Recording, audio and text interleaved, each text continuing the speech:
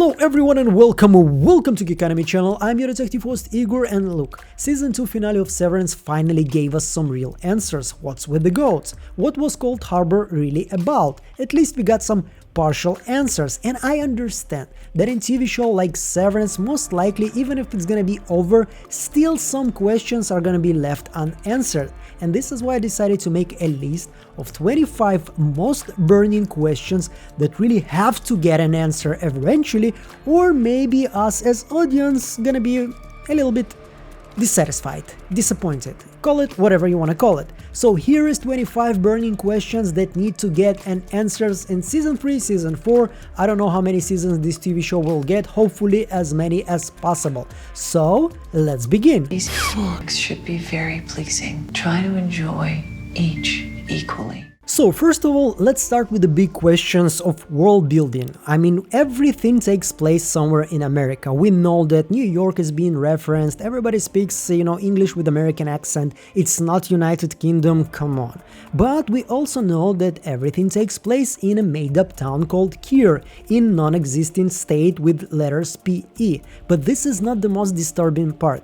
Everybody uses modern technology like iPhones, smartphones, tablets, etc. But if we're gonna look at the cars, they're all pretty old looking, because like the most recent one that you can find probably is somewhere from the beginning of the 90s. And this is not all. The TV sets that are being used in Lumon Industries are from the 60s, and when Burt and Irving were in this train station in the end of season finale, they were like looking at people wearing hats and very 70s 60s fashion. So far we cannot really get an answer whether it's some kind of an alternative history, or maybe it's a parallel universe, or maybe the creators are just messing with us and they're enjoying making us feel that way and break our brains trying to understand what the hell is going on. There's a group of people that know Severance is a blight on mankind, and they're gonna do something about it. The whole Mind Collective? The kids trolling for signatures downtown? No, not the fucking WMC. Oh. Someone else. No, there's another big global question regarding Pittey. In season 1, when he's talking to Mark, he's saying that there is a big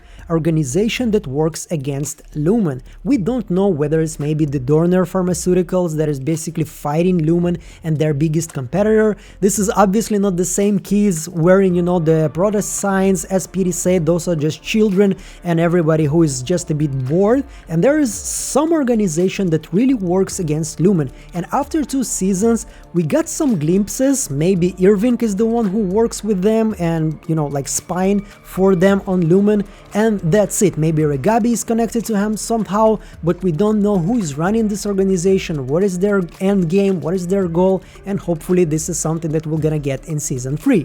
The barrier is holding. She feels nothing. It's beautiful. Oh, fuck. So let's continue with the big questions. What is the endgame for Lumon? I cannot believe that all they wanted just to create this new version of chip that basically would hold all of the emotions and the barriers is gonna be strong and blah blah blah, etc. I mean, they all doing some creepy waffle parties, they sacrifice goats, they worship Kier, they believe, I don't know, in some sort of a revolving, but all they wanted is just to make, this new version of chip 3.0 or some shit like that. Obviously not. This chip somehow brings them closer to their endgame, and we want to know what is their endgame. What do they want to achieve? And one day, you will sit with me at my revolving. And since I already mentioned this, what is this revolving that Jame talks about when he's speaking to Heli, while he thinks that he's talking to Helena? We know that he doesn't love his daughter, he said it himself. Still, when he thought that she was able to bring, the severance process to everybody, and she went to, to the severed floor, basically sacrificed herself for the bigger good, for the greater good of Lumon, he was proud and he was happy that she's gonna be next to him during the revolving. But we still don't get an answer. What the hell is revolving? Is there really some sort of transferring, your mind, your identity to somebody else's body? And this is how you stay immortal, because it kind of works with, once again, a cult ideology that kind of wants to conquer every pain possible, maybe including death. So once again, I'm gonna have to wait and see if we're gonna get some answers, or at least hints, in season 3. Am I speaking with the board? And I wanna finish with Jame, this feculence devourer, because, ugh. Anyway, we know that there's some kind of a board that talks to Natalie, and in season 1, when Cobel is demanding to talk to the board, we kinda hear a voice that resembles James' voice. Is the board even there? Yes. So maybe he is the board, but simultaneously, why would he need to hide that? He is the CEO of the company. There is no reason for Natalie to hide the fact that she's talking to the CEO. She can just say, you know, James said you're fired, and this is basically has the same power as the board. But for some reason, they're talking about some kind of a board that gives orders to Natalie, and she's the one who basically delivers them to everybody else. So who is this board? There is a theory that there's some kind of, you know, like hive mind of all of the Egans basically on some computer or on some artificial intelligence, and they're the one giving Natalie her orders. We don't get hints for that, we don't get clues for that, but this is a very prevalent and kind of logical theory once again in this whole Lumon shenanigans, because they're pretty much fucked up crazy. Anyway, we still don't get an answer, and once again this is something we're gonna have to wait for, and hopefully the creators do have an answer in mind and they will provide it for us. Now, season finale of Severance gave us an understanding that MDR basically creating new inis every time they are finishing some kind of a file. But how does it even works with the Lexington letter? In Lexington letter, Peggy K's ini finished the Lexington file, and 2 minutes later there was a big explosion with the Dorner truck. This is a big competitor of Lumon, and the way it was presented to us, the readers, is there's definitely a connection there.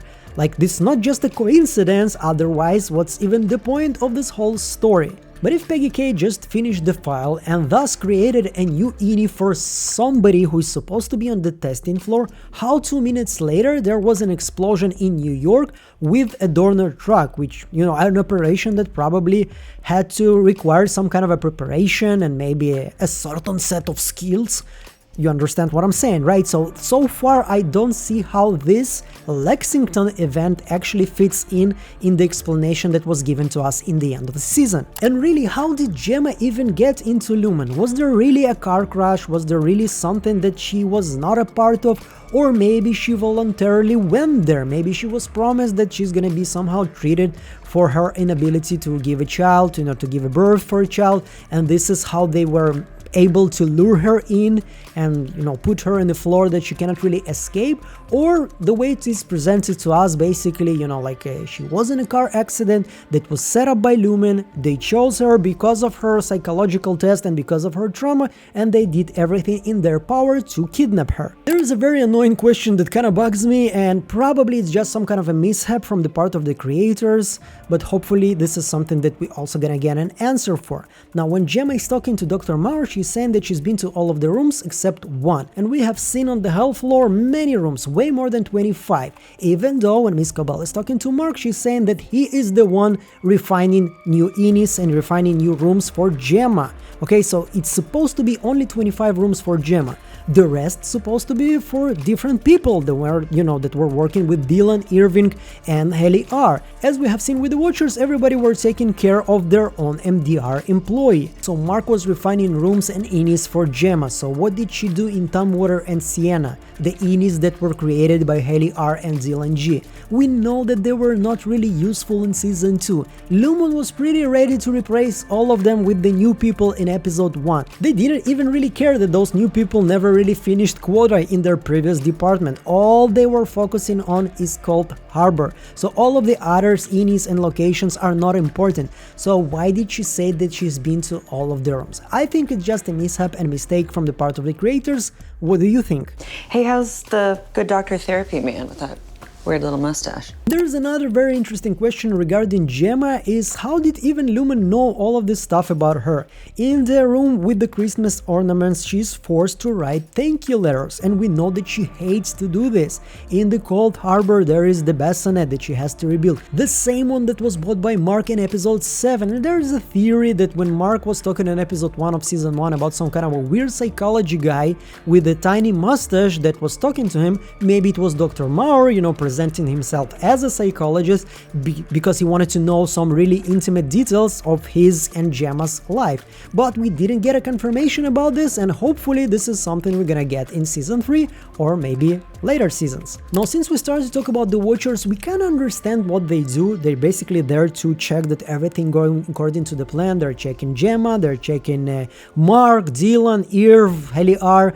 They're basically like a handler. But why do they have to look exactly the same? We don't understand what is the purpose of that. I mean, they were actually hiring or maybe even creating people that look very similar both to Irving. Heliar is also, you know, she has a red hair. The guy that basically watches after Dylan has the same body complexion. Irv has the same amazing mustache. What is the purpose of that other than being creepy? And I know sometimes for Lumon that's way more than enough, but I hope there is a bigger reason why they all look exactly the same. So there's another pretty big picture question is, if you remember Pittey's map, there were some interesting moments that we still didn't get an answer for. For example, the place where maybe people are living. Season 2 kinda ended with Innie's rebellion. Probably they're not gonna wanna leave this place, and maybe they're gonna use it for them to stay there and maybe even build some barricades or some shit. But there's also something that's called the Coil of Doom. What the hell does that even mean? Like, there is no hint on that so far. And also there's an interesting moment on this map that it's called, you know, the team building department, and there is a big theory by my friend Real from the channel Real Enigmas and Theories that this is a place where ORTBO took place, because ORTBO, and this is another question I hope we're gonna get an answer for, has a lot of clues and hints that this is not a real experience. I mean, we have TV sets that appears from thin air and just disappear to thin air. There are people that basically don't freeze in the middle of cold night, and many more signs that maybe ORTBO was VR or maybe some sort of augmented reality type of situation. Whatever it was, it definitely doesn't feel like a grounded real experience. So what was it? And maybe this is some sort of, you know, Lumon technology that works through the chips, for the severed chips, but then again how it was working on Milchik and Miss Huang. So another question that I really hope we're gonna get an answer for. I care for you. Stop! Now let's talk about a weird moment in the final episode when Cobel is basically seeing that Mark S is rebelling against her plan.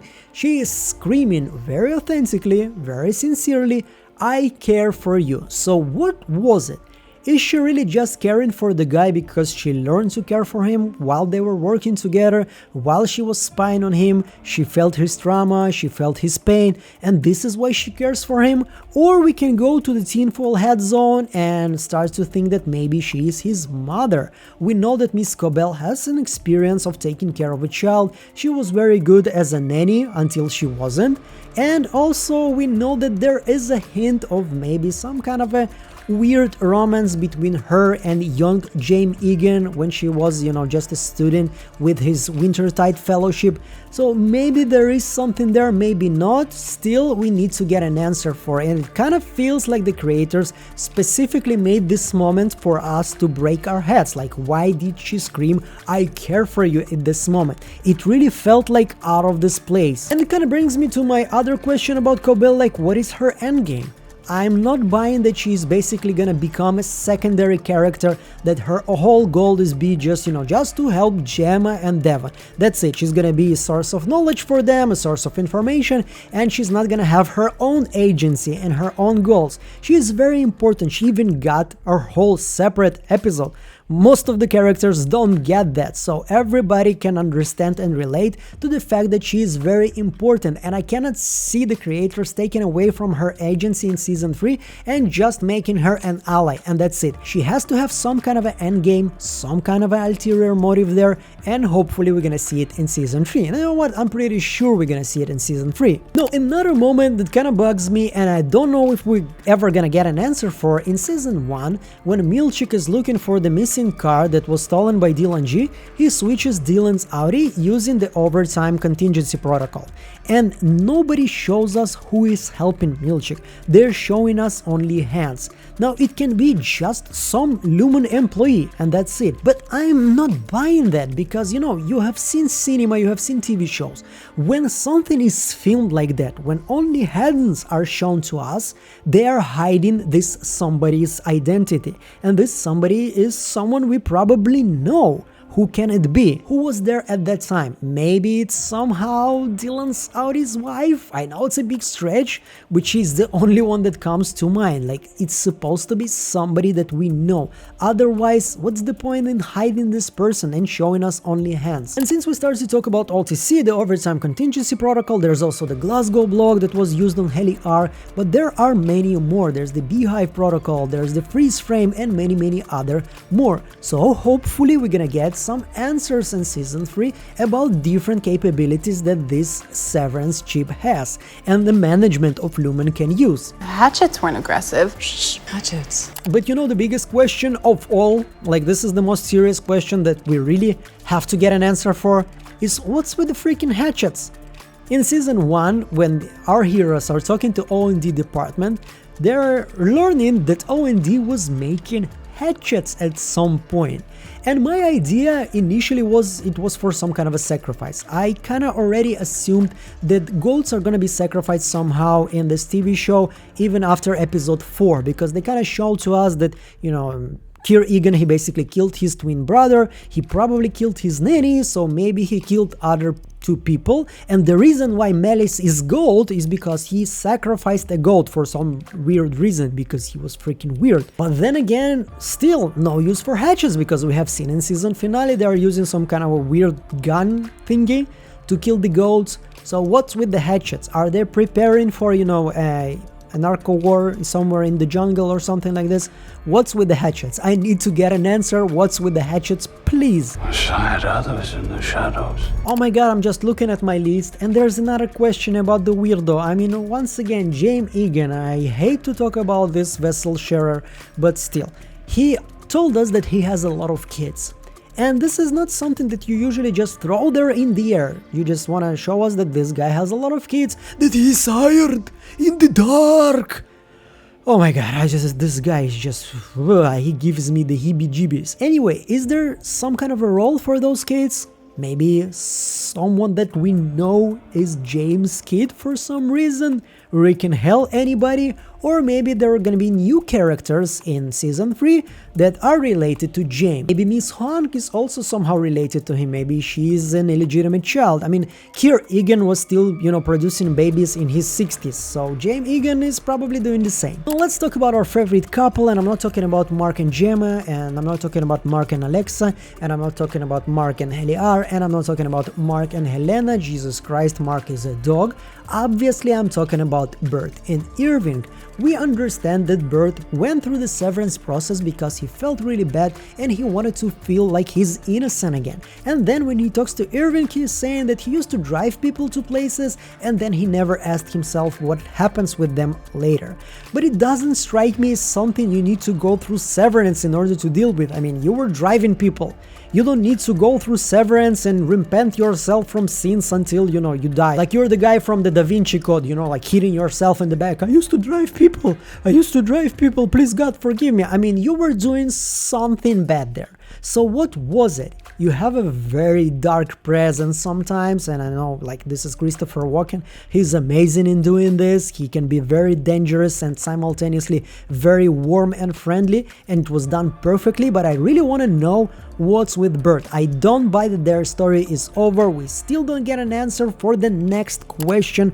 Who is Irving working for? He was talking to somebody on the payphone. He was giving them information about everything that happens there. So who is his employer? Who hired him? Or maybe he started his own investigation, but then again, why? What drove him to start this investigation? There are theories that maybe this is the Dorner Pharmaceuticals, you know, like Lumon's competitor, and they are trying to find information on their biggest competitor that basically blew up at their truck. It kind of works, but I'm not buying it because, once again, most of the people haven't read the Lexington letter. 99% of the audience doesn't really know of the existence of the Lexington letter. So it's not working that in season 3 suddenly gonna start talking about the Dorner, pharmaceuticals, and everybody's not gonna understand what the hell is that. Only the people who read Lexington letter. It's just not working. There is also a very interesting theory that one of my subscribers wrote to me in the comments section, is that maybe it was Helena. We have seen the conflict between her and her father. Maybe she's looking for a way to close the whole Severance floor, to stop with the whole, Kier agenda with the goat people, with the weird waffle sex parties, and just wants, to be a CEO of a very successful company, make some money and then travel around and, meet interesting people. And that's it. And this is why she hired Irving to get some information. And I know you're thinking right now then why Irving was the one to expose her in episode 4, but then again, Irving's Ini didn't really know who is working with Helena at that point. So he didn't know even if Irving B was working for her, he just wanted to bring back his friend, Helly R. And that's it. So I think it's kinda, an interesting theory, but once again, we still don't have an answer. And hopefully, you know what, I even 100% sure that we're gonna get an answer in season 3. From Irving's drawings. What? And also, while we're there already, let's throw in the basket also an answer for how did Irving even know about the existence of the black hallway. Cobel was pretty surprised about this. She was really shocked that he knows about this hallway because he's not supposed to. So is it because only the barriers are not really holding for the Severance chip for Irving, or maybe there's something more? So we're almost finishing with the questions, but there is another one that kind of really bugs me. Once again, season finale, Mr. Milchik is talking smack to the Kier Egan statue, to the animatronic statue of Kier, whatever it is, and Kier is talking to him. It's not a pre-recorded voice. This is somebody voicing him over. Jame Egan is right now in his solitary room there, praying to Kier and looking at Cold Harbor. Who is voicing Kier Egan? And what is even more bothering me is that when Kier is giving jokes, there is this, the sitcom laugh that is usually pre-recorded for those kind of TV shows, and every time, Kier is throwing a zinger there's like this very generic stupid laugh there, ha ha ha. But then when Milchik is giving back some smack and he's talking about his height, still there is a laugh. But this is already like, kind of a shy laugh, only a couple of people are laughing at this joke. So who is voicing Kier and who is laughing? Is this maybe the board that we were talking about in the beginning of this video? Is Kier still alive somehow? Is he the one who is running the board and giving orders to Jame and everybody else in this company? Is still somehow leading this company even after his death? What's with Reghabi? I mean, I have some friends that are calling her the magical you-know-what, because like she just appears, does something for Mark, gives some information and disappears. No agency, no character, no understanding. What is her goal? Why did she went against Lumon? Why did she resign from Lumon? She's obviously some kind of a renegade scientist. She was the one probably in the beginning of the whole Severance process, even though Cobel was the inventor. She was, probably, the hands behind all of this process. She was putting chips in people's head, and now she decided to take on the biggest, the most powerful corporation on the planet. Why? What is her goal? What is her motivation? What is her pain? Hopefully in season 3 she's gonna stop being the magical you-know-what and become, a character on its own merit. We kinda got an answer for this question, even though it's really not satisfactory. I mean, in episode 1 of season 2, when Mark is running in the halls and he's stumbling in the wellness session room and he's seeing that everything is blocked, somebody is creeping behind him and somebody is watching him. Now, in the IMDb credits, this is the same guy who was playing Mark's double in episode 4. But if this is his double, this weird looking double that, that we have seen in episode 4, what was he doing in the halls? And why it was so important to show it to us in episode 1 of season 2? Because obviously the creators wanted us to think about this. And after that episode, there was no mentioning, no hints about it, nothing. We know that there are a lot of secret rooms in Lumon. You can basically go from Milchik's room to some secret layer. You can go right next to the black hallway. There is a room for sacrificing your goat or some shit like this. So probably there are many more rooms like that, and maybe people are, living there, hiding there, doing something there. And somebody from those rooms maybe was spying after Mark, but why and what for? Who are those doubles? Are they the same people that watched after them in the, in the Watcher's room? Even though we have seen them in episode 4 looking very differently with this weird CGI kind of faces that resemble but simultaneously very different from our heroes. I don't know, what do you think? And there is a philosophical question for you to finish this video with. Now we have seen one of the most beautiful endings of seasons ever, with Mark S choosing his autonomy, becoming a self-sufficient human being that takes a decision to spend the last moment of his life with his loved one, Haley R, and he's leaving Gemma there. But there is something that kind of bugs me. So you see, when Dylan G first saw his wife, he fell in love, because the same emotions that his Audi feels, he was experiencing too. When Irving Audi, first saw Burt, he kind of felt the same towards him, like his Innie felt the same towards Burt's Innie. And it looks like Burt, the Audi Burt, was feeling the same. So the same emotions, the same love was transferring even through the Severance barriers. But with the Mark, he's feeling absolutely nothing towards Miss Casey and actually falling in love with, Haley R. So why? Is it just because this is the way it happened, or maybe the fact that their relationship, his and Gemma, were pretty in the bad place in the end already before the car crash? It kind of transfers and he is basically not really in love anymore with Gemma. I know it's pretty hard to buy, I myself don't really want to believe in it, especially when we have seen them reuniting, how emotional it was. I choked up, I'm pretty sure a lot of you choked up in this moment.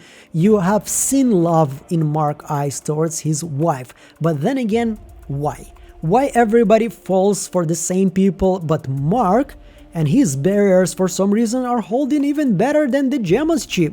He's just looking at Miss Casey and feels absolutely nothing. I don't know if this question is even gonna be brought up in season 3, but if it is, I'm gonna be very interested about it.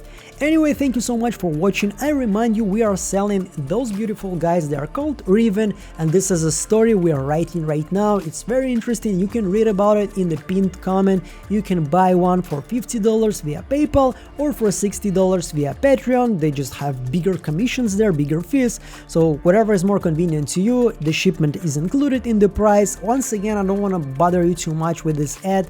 Just if you're interested, if this one looks cute to you and you want to know more details, look at the pinned comment. You're gonna get all the information there. I want to thank everybody who supports me on Patreon and on YouTube. Your financial support is what makes this channel possible. I appreciate it, and simultaneously I feel like there's a sort of responsibility. I never want you to be disappointed in me. I never want you to feel like you are supporting somebody who didn't deserve this, and this is what makes me, try even harder and try to make those videos as interesting and as entertaining as possible. Thank you so much for your support, and I'm gonna see you in the next one. Meanwhile, bye!